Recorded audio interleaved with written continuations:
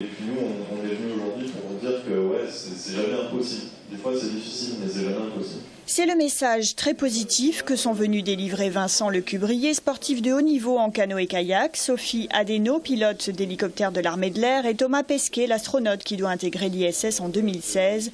Près de 200 jeunes de toute la région très intéressés se sont livrés à une petite séance de questions-réponses. Beaucoup sur comment on s'y prend, est-ce que j'étais pilote avant, est-ce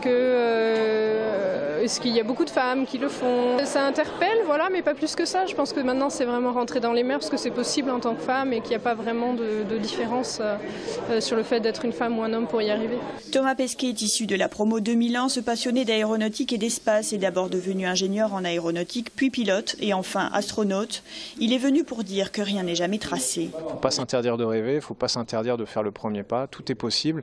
La pire des choses, c'est de se censurer soi-même et de se dire bah non, c'est trop dur, non, c'est pas pour moi, ça doit coûter cher pour devenir pilote, etc. Non, il faut y aller, il faut foncer. De toute façon, dans la vie, les choses se passent jamais comme on les prévoit, mais si on s'engage pas, là c'est sûr qu'il ne se passera pas grand-chose. Pari gagné pour l'ISAE Supaéro, les jeunes collégiens et lycéens repartent des étoiles plein les yeux, l'effet Thomas Pesquet en plus. Moi je trouve que c'était énorme parce que franchement c'est quelqu'un qui est, pour moi je trouve que c'est fantastique de l'avoir rencontré, j'aurais pas cru pouvoir le rencontrer un jour.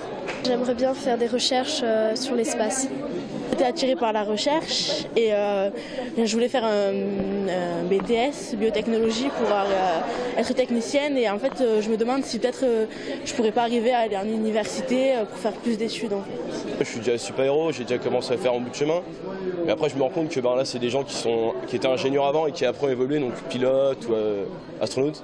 Donc on se dit que peut-être nous, notre vie n'est pas tout tracée en tant qu'ingénieur. Peut-être que dans 5-6 ans, on sera à leur place. Bon, on n'y croit pas forcément, mais donc ouais, c'est pas mal.